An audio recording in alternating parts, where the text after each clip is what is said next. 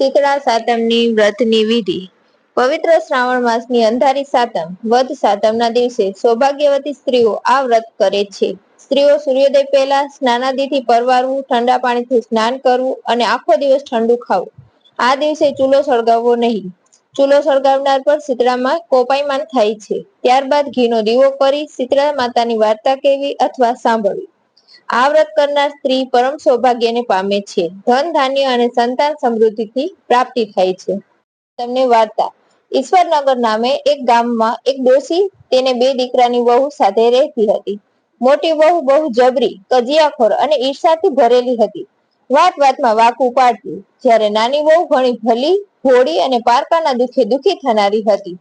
પવિત્ર શ્રાવણ માસ આવ્યો. રાંધણછઠના દિવસે નાની વહુ રસોડે રાંધવા બેઠી અને રાત સુધી રાંધતી રહી. પછી ચૂલો ઠારવાનો વિચાર કરતી હતી ત્યાં પારણે પોઢેલો નાનો છોકરો રડવા લાગ્યો. સાતે કામ પડતા મૂકી અને નાની વહુએ છોકરાને ખોળે લીધો. જરા આડા પડખે થઈ. દિવસ આખાનો થાક હોવાથી જરાક આંખ મળી ગઈ અને ચૂલો ઠારવાનો રહી ગયો. અડધી રાતે શીતળામાં ઘેર ઘેર ફરવા નીકળ્યા. ફરતા ફરતા નાની વહુના ઘેરે આવ્યા અને ચૂલામાં આળોટવા લાગ્યા. ત્યાં તો શરીરને ઠંડક વળવાને બદલે કાળી લાઈ લાગી અને શીતળામાં દાઝી ગયા. આથી માને ઘણો ક્રોધ વ્યાપી ગયો. તરત જ નાની વહુને શ્રાપ દીધો, હે મૂર્ખ સ્ત્રી, જેમ મારું શરીર બળ્યું તેમ તારું પેટ બળજો. નાની વહુ સવારે ઉઠી ચૂલા તરફ નજર કરી તો ચૂલો સળગતો હતો અને પડખામાં સૂતેલો છોકરો બળીને ભડથું થઈ ગયો હતો. નાની વહુની આંખમાંથી શ્રાવણ ભાદરવો વરસવા લાગ્યા. એ જાણી ગઈ કે જરૂર પોતે શીતળામાના દોષમાં આવી છે. માતાએ શ્રાપ આપ્યો છે. એ તો રડતી રડતી સાસુ પાસે ગઈ. બધી વાત કરી. સાસુએ ગળગળ અવાજે આશ્વાસન આપતા કહ્યું, વહુ ધીરજ ધર. શીતળામા પાસે જઈને તારા છોકરાનું જીવન માંગજે. માં તો દયાળુ છે, જરૂર તારા પર કૃપા કરશે. નાની વહુ સાસુના આશીર્વાદ લઈ છોકરાને સુંગલામાં નાખી શીતળામાનું રટણ કરતી જાય છે. રસ્તામાં બે તલાવડીઓ છલોછલ ભરેલી હતી. કિનારા પર પક્ષીઓ બેઠેલા, પણ કોઈ પાણી પીવે નહીં. મનુષ્ય કે પશુ પક્ષી કે પારેવા જે કોઈ આ બે તલાવડીનું પાણી પીતું ને મરણને શરણે થતું હતું. નાની વહુને સુંગલો લઈને જતી જોઈ તલાવડી બોલી, બાઈ રે બાઈ, ક્યાં હાલી? નાની વહુએ શીતળામાના કોપની વાત કરી અને માની કૃપા મેળવવા જાઉં છું એમ કહ્યું ત્યારે તલાવડી બોલી, બેન, અમારું પણ એક કામ કરજે ને. અમારા એવા તે શા પાપ છે કે કોઈ અમારું પાણી પીવે તો મૃત્યુને પામે? માં મળે તો અમારા દુઃખનું નિવારણ પૂછજે. નાની વહુ હા પાડીને આગળ વધી. રસ્તામાં બે લડતા આખલા મળ્યા. બંનેની ડોકે ઘંટડીના પડ બાંધેલા. નાની વહુને જોઈ પૂછ્યું, વહુ, ક્યાં હાલી? નાની વહુએ શીતળામાના કોપની વાત કરી ત્યારે આખલા બોલ્યા, અમારું એક કામ કરજે. અમે સદાય લડ્યા જ કરીએ છીએ. અમારી ડોકે ઘંટડીના પડ છે, કેમય કરીને છૂટતા પડતા નથી. તો અમારા એવા તે શું પાપ હશે? તેથી અમારા પાપનું નિવારણ પૂછતી આવજે ને. નાની વહુએ હા પાડી. પછી આગળ ચાલી. થોડેક આગળ ચાલી ત્યાં બોરડીના ઝાડ નીચે એક ડોસી દિવેટુ જેવા વાળ બે હાથે ખંજવાળતી બેઠેલી. વહુને જોઈ ડોસી બોલી, બાઈ રે બાઈ, આમ હાફડી ફાફડી ક્યાં હાલી? વહુએ શીતળામાના કોપની વાત કરી ત્યારે ડોસી બોલી, અલી, જરાક મારું માથું તો જોઈ દેતી જા.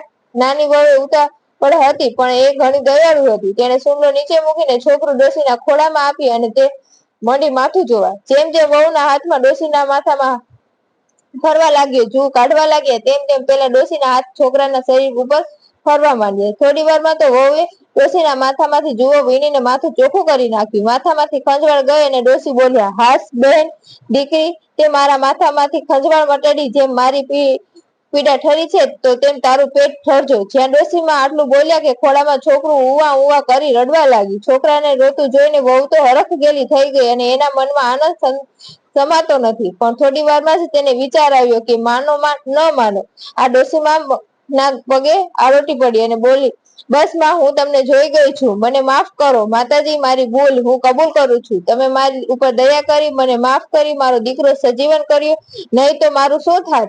આમ કહી રડવા લાગી. ત્યારે શીતળામાં બોલ્યા, રડ નહીં દીકરી. મારું વ્રત કરનાર બધી રીતે ધ્યાન રાખવું જોઈએ. વ્રત અખંડ રહેવું જોઈએ. વિધિ પ્રમાણે વર્તવું જોઈએ. એમાં જરાક પણ ભૂલ ન થાય તેનું ધ્યાન રાખવું જોઈએ.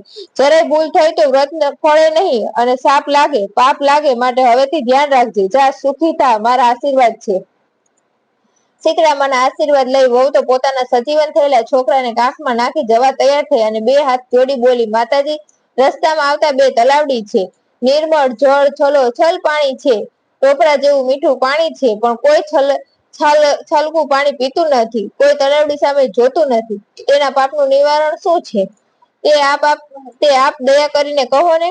વહુની વાત સાંભળી સીતરામાએ કહ્યું, બેટા, આગલા ભવમાં એ બે છોકરીઓ હતી. બેયની વચ્ચે એવું બેર હતું કે રોજ લડે. ઘેર દૂધણા હતા તેથી વલણું હતું એટલે છાશ થાય, અને છાશ કોઈ આડોશી પાડોશી અતિથિ અભાગ્ય લેવા માટે આવે ત્યારે છાશમાં છલોછલ પાણી નાખે. એ પાપના લીધે એનું પાણી આજે કોઈ પીતું નથી. માટે હવે તું જઈ એમાંથી ખોબો પાણી પીજે, એટલે એમના પાપોનો નાશ થશે. પછી તો તલાવડીના પાપનું નિવારણ સાંભળી ફરી વહુએ બે હાથ જોડીને માતાજીને કહ્યું, માતાજી, ત્યાર પછી રસ્તામાં આવતા બે આખલા મળ્યા. બંને આખલા આખો દિવસ સામે લડતા જ હોય છે, અને તે બંનેના ગળામાં ઘંટડીના પડ લટકે છે. એમાંના પાપનું નિવારણ શું છે તે કહો ને.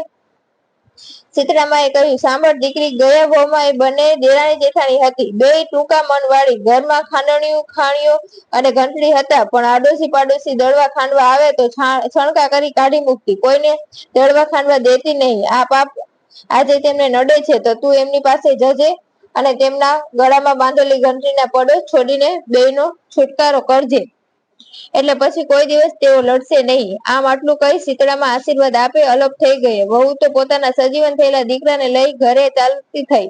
રસ્તામાં પેલા બે આખલા મળ્યા. બાઈ રે બાઈ, સોંપેલા કામ કર્યા, અમારા પાપના નિવારણ જાણ્યા. વહુએ કહ્યું, હા, ગયા જન્મમાં તમે બે દેરાણી જેઠાણી હતા. ઘરમાં ખાંડણીયું ઘંટી હોવા છતાં કોઈને દળવા ખાંડવા દેતા ન હતા અને છણકા કરી કાઢી મૂકતા હતા. તે પાપ આજે તમને નડે છે અને તેથી તમે બંને આખો દિવસ લડ્યા કરો છો. આમ કહી વહુએ બેયના ગળે બાંધેલી ઘંટડીના પડો છોડી નાખ્યા અને બંને લડતા બંધ થઈ ગયા. વહુ તો આગળ જતા રસ્તામાં પેલી બે તલાવડી આવી. તલાવડી પાસે પહોંચતા વહુએ તલાવડીને આગલા જન્મની વાત કહી અને કહ્યું, બેન, ભગવાન પાસે તો ચોખ્ખો ન્યાય છે કે જેવું કરો એવું ભરો. એ ભાવના ભૂલશો નહીં. ખાખરો વાવાથી ખીચડી મળે નહીં. દૂધના દૂધમાં અને પાણીના પાણીમાં એમ માનવું ભૂલશો નહીં.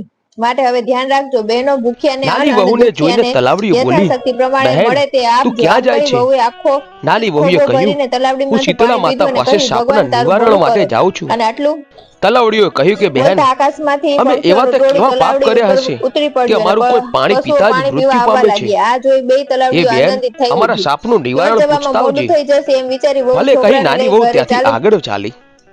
રસ્તામાં તેણે બે આખલા મળ્યા. એમની ડોકમાં ઘંટીના પડ લટકતા હતા અને બંને લડતા હતા. નાની વહુને જોઈને બંને આખલાએ પૂછ્યું, બહેન, તું ક્યાં જાય છે? વહુએ કહ્યું કે હું મારા શાપનું નિવારણ કરવા જાઉં છું. આખલાઓએ કહ્યું, અમે એવા તે શું પાપ કર્યા હશે કે અમે સદાયને માટે લડતા રહીએ છીએ? તું અમારા શાપનું નિવારણ પૂછતી આવજે. ભલે કહી નાની વહુ આગળ વધી. થોડે દૂર તેણે જોયું તો બોરડીના ઝાડ નીચે એક ડોશીમાં પોતાના વાળને ખંજવાળતા બેઠા હતા. વહુને જોઈને ડોશીમાં બોલ્યા કે બહેન, મારા માથામાં ખંજવાળ આવે છે, જરા જોઈ આપણે. બહુ દયાળુ હતી. તેને ઉતાવળ હતી છતાં પણ તેને પોતાના છોકરાને ડોશીમાના ખોળામાં મૂક્યો અને જુઓ વીણવા બેસી ગઈ. થોડી વારમાં ડોશીમાની ખંજવાળ મટી ગઈ. તેમણે વહુને આશીર્વાદ આપતા કહ્યું કે જેવું મારું માથું ઠાર્યું એવું તારું પેટ ઠરજો. આટલું બોલતા જ ચમત્કાર થયો. ડોશીમાના ખોળામાં રહેલો છોકરો સજીવન થયો. વહુ તો આશ્ચર્ય પામી. તે જાણી ગઈ કે આ ડોશીમાં બીજું કોઈ નહીં પણ શીતળા માતા છે. આથી તે પગમાં પડી ગઈ. પછી તો શીતળામાં અસલ સ્વરૂપમાં આવીને વહુને દર્શન આપ્યા. પછી વહુએ તલાવડીઓના શાપનું નિવારણ પૂછ્યું. શીતળા માતા બોલ્યા કે પૂર્વ જન્મમાં આ બંને તલાવડીઓ સ્વતન હતી. બંને રોજ ઝઘડ્યા કરતી. કોઈને સાપ છાસ આપે નહીં અને આપે તો પાણી નાખીને આપે. આથી એમનું પાણી કોઈ પીતું નથી, પણ તું એમનું પાણી પીજે એટલે એમના પાપનો નાશ થશે. એ પછી વહુએ આખલાના સાપ વિશે પૂછ્યું. તેના જવાબમાં શીતળામાં બોલ્યા કે ગયા જન્મમાં બંને દેરાણી જેઠાણી હતા. તેઓ એટલી બધી ઈર્ષાળુ હતી કે કોઈને દળવા ખાંડવા દેતી ન હતી. આથી આ જન્મમાં બંને આખલા બન્યા છે અને એમના ગળામાં ઘંટીના પડ છે. તું આ ઘંટીના પડ છોડી નાખજે, આથી એમના પાપ દૂર થશે. નાની વહુ ખુશ થતી શીતળામાના આશીર્વાદ લઈને છોકરાને લઈ પાછી ફરી. આમ પગ પછાડીને રસ્તામાં પેલા આખલા મળ્યા. જતા જતા વહુએ એમની ડોકમાંથી કંઠીના પડ છોડી નાખ્યા અને તેઓ લડતા બંધ થઈ ગયા. આમ ક્યાં ચાલી? આગળ ચાલતા ચાલતા વહુ તલાવડી પાસે આવી. સજીવન કરવા તેમના સાપના નિવારણ માટે ખોબો ભરીને પાણી પીધું. પછી બધા તેનું પાણી પીવા લાગ્યા. ઘરે આવીને તેણે સાસુમાને બધી જ વાત કરી. પણ આ તો અભિમાનનો પુત્ર ઈર્ષ્યાનો ભંડાર હતો. એ તો કઈ જેઠાણીના મનમાં એટલે તુરંત જ બોલી, એ ડોસી જોતી નથી, મારો દીકરો મરેલો પડ્યો છે અને શીતળામાં હજુ મળ્યા નથી. તને માથે જુ છે તો બેઠી બેઠી માથે ખંજવાળિયા રાખે મારી બાઈ. અહીં કોઈ નવરું નથી તારું માથું. શીતળામાં આવ્યા. જો ચૂલામાં આડોટ્યા. આમ કઈ શીતળામાનું આખું શરીર દાઝી ગયું.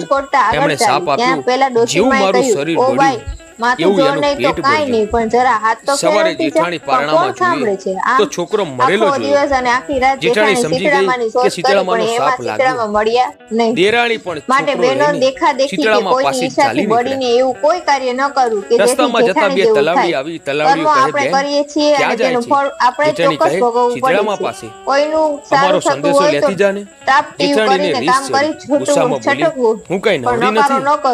આગળ બને જતા તો બે દાન પાડા દક્ષિણા મળ્યા. આપી ભૂખ્યાને પાડા ભોજન કહે, આપવું. આમ કરવાથી બેન ક્યાં માતાજી જાય છે? આપણા ઉપર ખુશ શીતળામાં રહેશે. પાસે જેઠાણી અમારો શીતળામાને સંદેશો લેતી જાને. ઓળખી ના શકી અને રખડી હું કઈ રખડીને તમારા રોટી જેવી નવરી કકડતી ઘેર નથી પાછી આવી. એમ કહી સાસુ દેરાણી પાસે આગળ ઢગલો ચાલી. થઈને પડી. સાસુએ તેને અઘોર શીખામણ આપી કે જંગલમાં વહુ બોરડી અજાણતા નીચે થઈ ગયેલી ડોશીમાનું ભૂલ માફ રૂપ થાય ધરી છે, પણ શીતળામાં જાણી બેઠા જોઈને હતા. કરેલી ભૂલ કદી માથું માફ ખુલ્લું થતી હતું નથી. ને ખંજવાળ્યા કરે. અને એમાં વળી ડોશીમા તારો કહે, સ્વભાવ બેન જેવું ક્યાં કરો જાય તેવું છે? ભરો, એ ભાવના જેઠાણી બોલી, ભૂલશો નહીં. શીતળામાં પાસે. જય જરા શીતળામાં. મારું જે માથું જેવા જોતી જાને. નાની વહુને ફળ્યા જેઠાણી તેવા સણકો વ્રત કરતા કરનાર, બોલી, સાંભળનાર, હું કઈ લખનાર તમારા અને જેવી વાંચનાર નવરી સૌને નથી. ફળજો. બોલો, મારો છોકરો જય મળદું થઈ ગયો શીતળામાં. છે.